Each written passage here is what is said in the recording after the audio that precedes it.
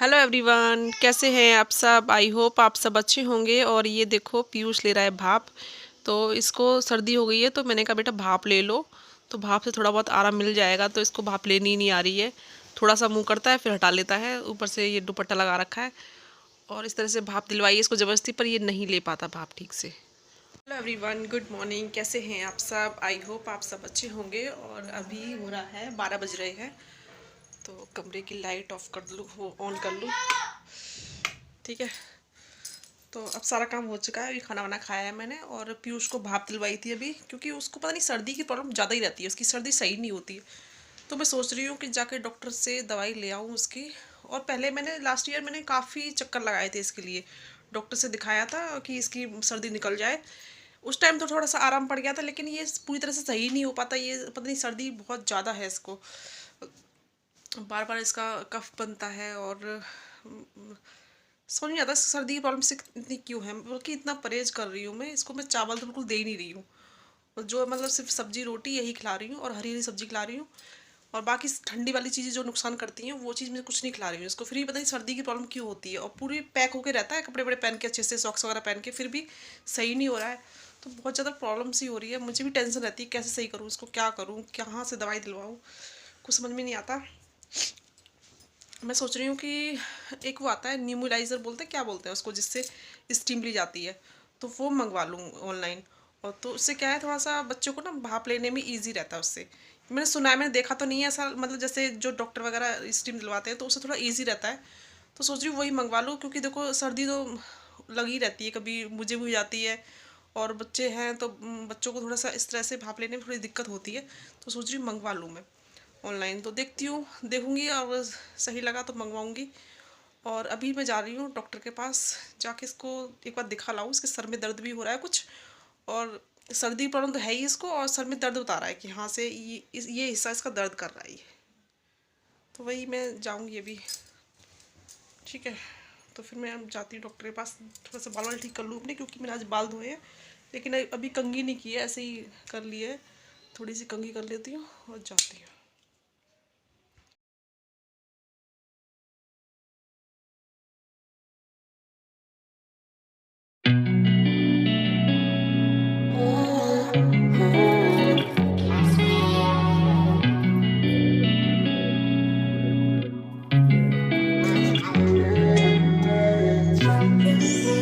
पास में जाना था, कहीं ज़्यादा दूर तो है नहीं है, पास में है, तो जाना है मुझे। जारी दिखा के लाती हूँ उसको, क्या प्रॉब्लम है, क्या करूँ, बड़ी टेंशन होती है इसकी। सर्दी निकल जाए इसकी बस। इसकी सर्दी की सबसे बड़ी प्रॉब्लम है इसकी, सर्दी वाली। सर्दी सही नहीं होती इसकी। सुनो ये भी कहना। लेकिन मैंने इसके नीचे ना ये ब्लैक प्लाजो पहन रखा है, तो मैं ब्लैक ही स्टॉल ओढ़ लेती हूँ, फिर मैंने इसलिए ब्लैक स्टॉल ओढ़ लिया है। चलती हूँ फिर दिखा के लाती हूँ इसको जो भी प्रॉब्लम है। अभी तो नाच रहा है, लेकिन दुख भी बहुत करता है मुझे ये।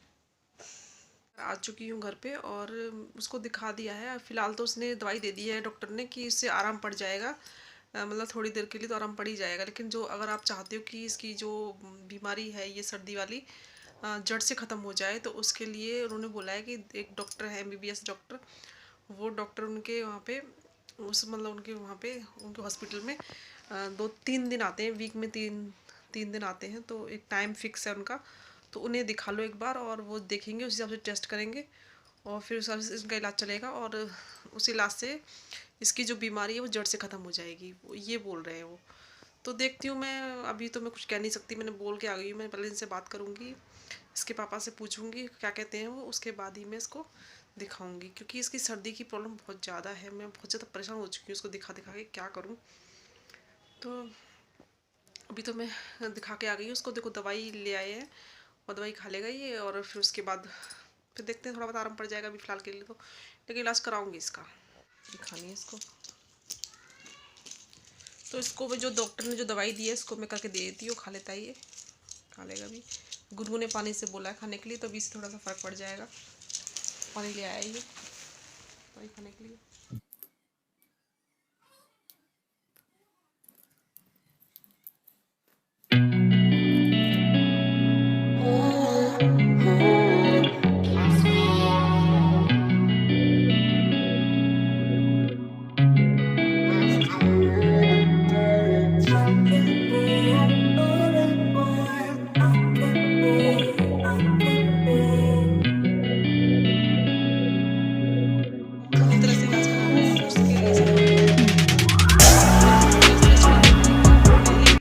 थे फिर से टेस्ट।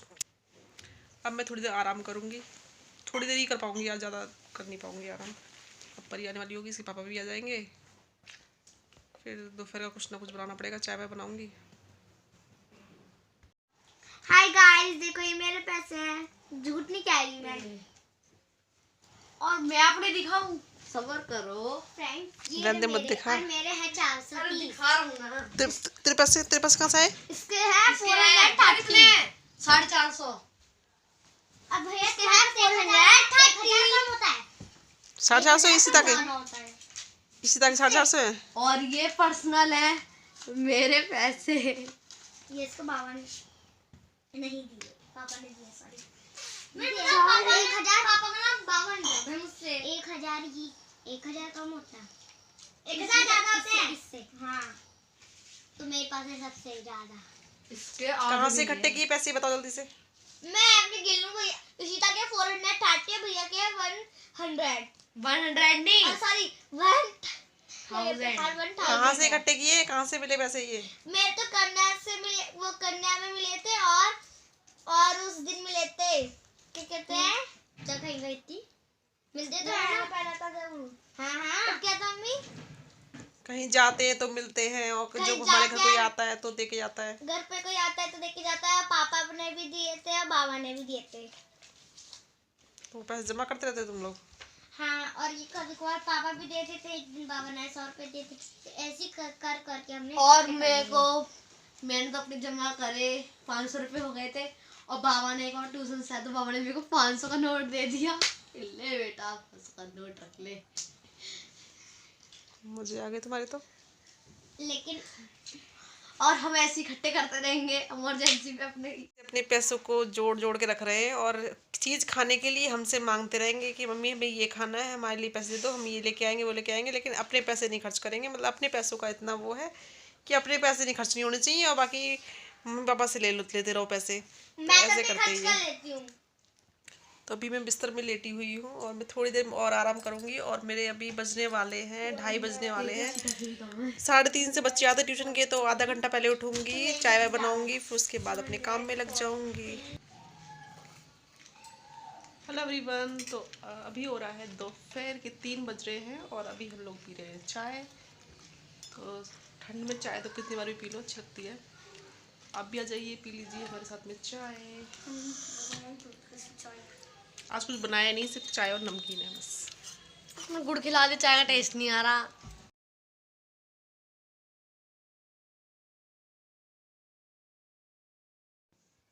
और यहाँ पर बच्चे एक्टिविटी बना रहे हैं, कुछ एक्टिविटी कर रहे हैं ये।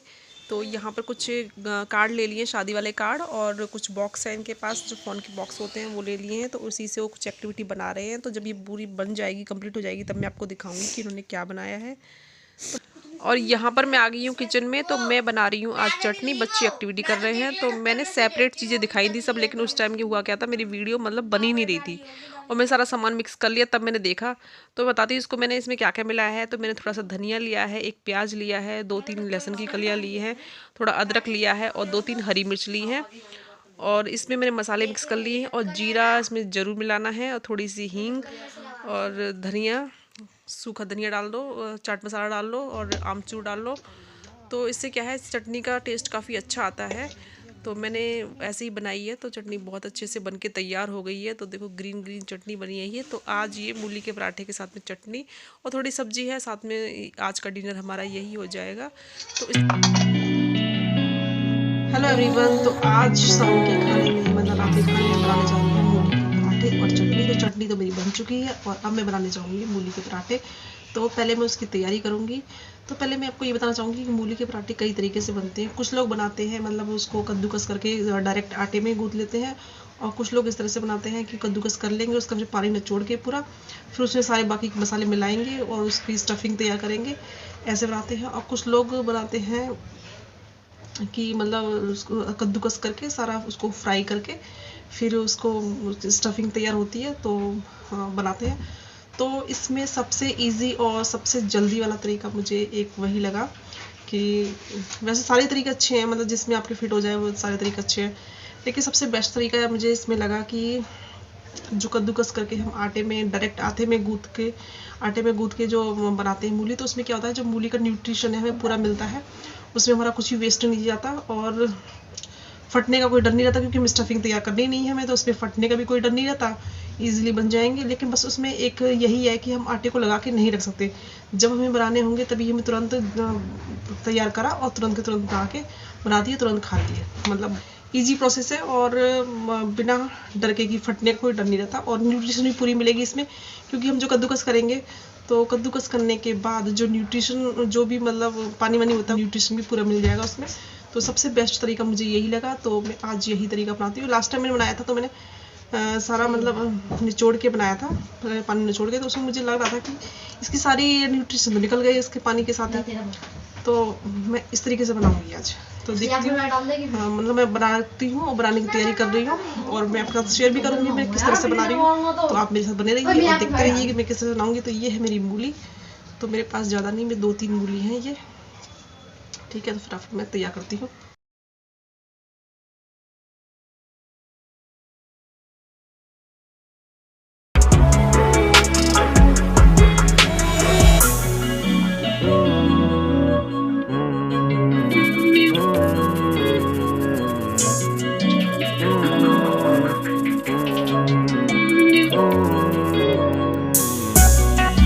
और यहाँ मैंने मूली को अच्छे से साफ़ करके छील लिया है, उसको फिर कद्दूकस कर लिया है, और जितना आटा हमें चाहिए उतना आटा ले लेंगे और उसमें थोड़ी सी अजवाइन मिलाएंगे, और जो मूली हमने कद्दूकस की थी वो थोड़ा सा धनिया, थोड़ा अदरक और थोड़ी सी हरी मिर्च छोटे छोटे पीस काटे हैं, उनको मिक्स कर लेंगे। और इसी में 2-3 मसाले ले लेंगे, जैसे कि नमक हो गया, मिर्च हो गई, धनिया हो गया और सौंफ हो गई, तो ये सब मिक्स कर लूँगी। और इन सब मसालों को ऐड करने के बाद हम पहले मूली को इसमें अच्छे से इन मसालों को मिला लेंगे आटे के अंदर, और जितना मॉइस्चर होगा सब वो आटा सोख लेगा, और उसके बाद ही हमें इसमें एक्स्ट्रा पानी ऐड करना होगा जितना हमें ज़रूरत होगी। यहाँ मेरे पास थोड़ी सी मूली कम हो गई थी, थोड़ी मूली और होती तो सही रहता, थोड़ा सा कम हो गई, तो उसी जिस जार में मैंने चटनी बनाई थी उसी में थोड़ा सा पानी डाल के मैंने इसमें डाल दिया है, ताकि थोड़ी बहुत चटनी जो उसमें लगी थी वो आटे के अंदर आ जाए। तो यहाँ मैं मूली के पराठे बना रही हूँ। तो देखिए पराठे, इन पराठों में ना फटने का कोई डर नहीं रहता, जैसे हम नॉर्मली सिंपल पराठे बेलते हैं, सेकते हैं, वैसे ही हमें बनाना है। तो बहुत ही इजी रहता है ये वाला प्रोसेस, और हमें इससे न्यूट्रिशन भी पूरा मिलता है। तो अगर आपको मूली पराठे बनने में प्रॉब्लम होती है तो आप इस तरह से ट्राई कर सकते हैं। तो मैं तो 2 तरह से कर लेती हूँ, कभी वैसे कभी इस तरह से, जैसे जल्दी होती तो इस तरह से बना लो, और वैसे ही बना सकते हो जैसे आपका मन हो। तो इस तरह से पराठे बनाए थे हमने, तो काफ़ी अच्छे बने थे।